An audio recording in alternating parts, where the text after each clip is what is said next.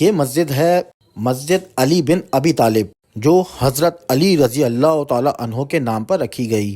ان تمام مساجد کے اطراف باقاعدہ بورڈ آویزہ ہیں جن میں تمام تر تفصیلات درج ہیں، اور یہ مسجد بھی اس مقام پہ شامل ہے جہاں پر حضور اکرم صلی اللہ علیہ وآلہ وسلم نے نماز پڑھی تھی، اور اس پورے ایریے کو مصلی کہا جاتا ہے۔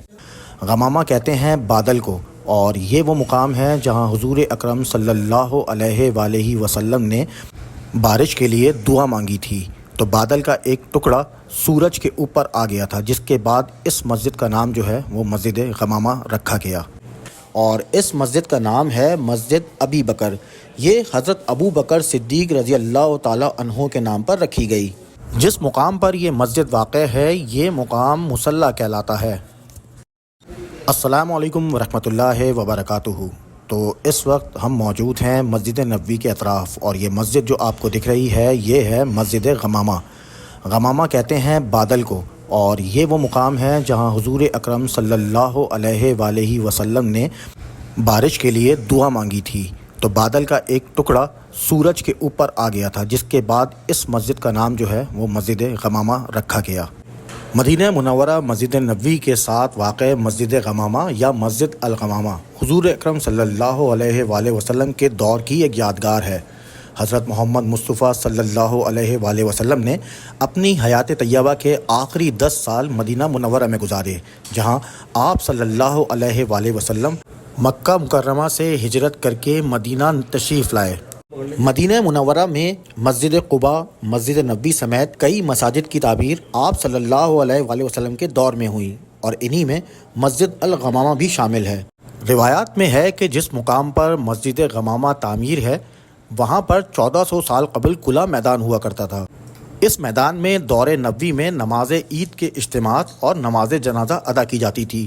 حضور اکرم صلی اللہ علیہ وآلہ وسلم نے بھی یہاں عید کی نماز پڑھائی ہے، جبکہ اسی جگہ حضرت محمد مصطفیٰ صلی اللہ علیہ وآلہ وسلم نے نماز استسقاء بھی ادا کی۔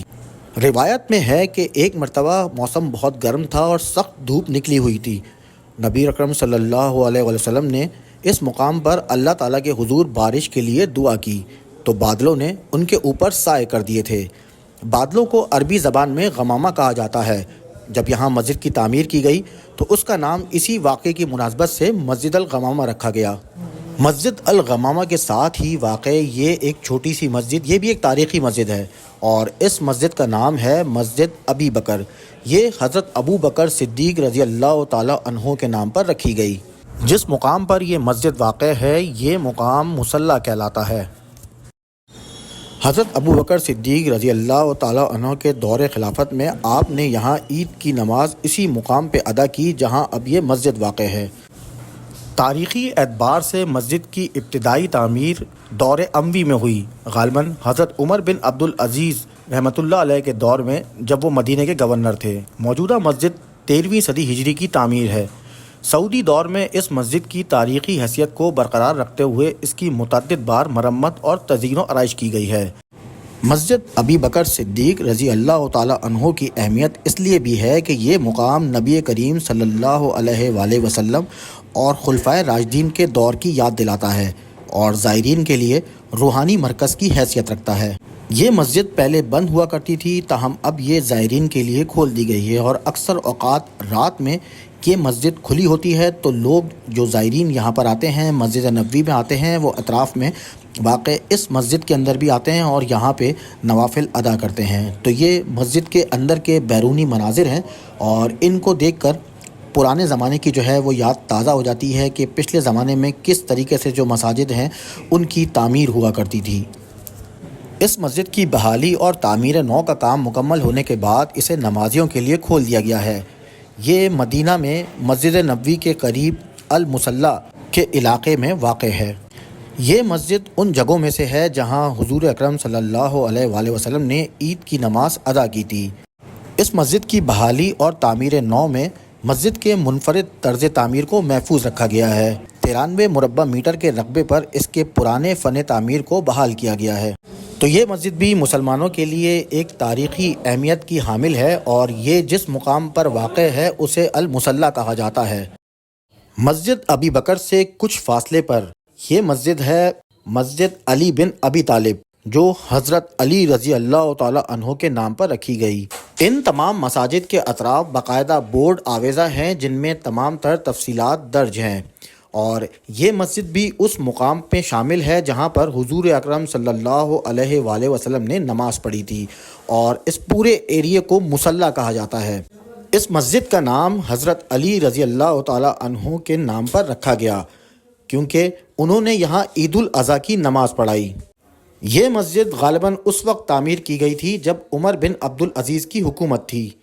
مدینہ منورہ کے شہزادے عاد الدین المنصوری نے اس کے بعد اسے دوبارہ تعمیر کیا۔ اس مسجد کا موجودہ ڈھانچہ 1000 عیسوی کا ہے۔ حرمین شریفین کے متولی شاہ فہد بن عبدالعزیز آل سعود کے دور حکومت میں 1411 ہجری میں مسجد کی تعمیر نو اور توسیع کی گئی۔ یہ مسجد کے بیرونی مناظر ہیں، اور یہ مسجد بھی مدینہ منورہ میں مسجد نبوی کے ساتھ ہی واقع ہے، تو یہ مقام مصلی کہا جاتا ہے، اور اس مقام پر حضور اکرم صلی اللہ علیہ وآلہ وسلم نے عید الفطر اور عید الاضحیٰ کی نمازیں ادا کیں اور نماز استسقاء بھی۔ تو یہ مسجد نبوی کے اطراف واقع بڑی خوبصورت سی مسجد ہے، اور رات گئے اکثر یہ مسجد جو ہے کھلی ہوتی ہے اور لوگ یہاں پر آتے ہیں، اس مسجد کی زیارت بھی کرتے ہیں اور اندر نماز بھی ادا کرتے ہیں۔ تو یہ اس مسجد کے بیرونی مناظر ہیں۔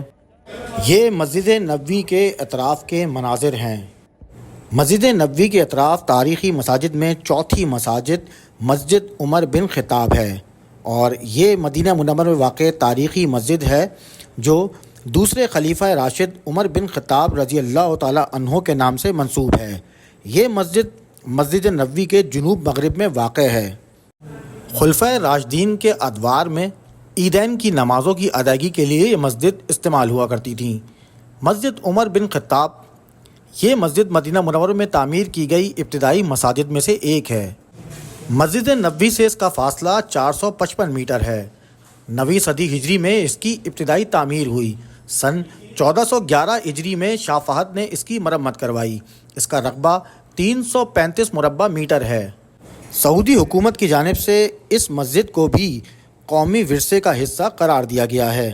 یہ مسجد فی الحال بند ہے اور یہاں پر نماز ادا نہیں کی جاتی، لیکن زائرین کی معلومات کے لیے اس مسجد کے ساتھ ہی باقاعدہ بورڈ آویزہ کیا گیا ہے جس میں اس مسجد کی جو تمام تاریخ ہے وہ درج ہے۔ تو یہ 4 مساجد ہیں جو مسجد نبوی کے اطراف میں واقع ہیں۔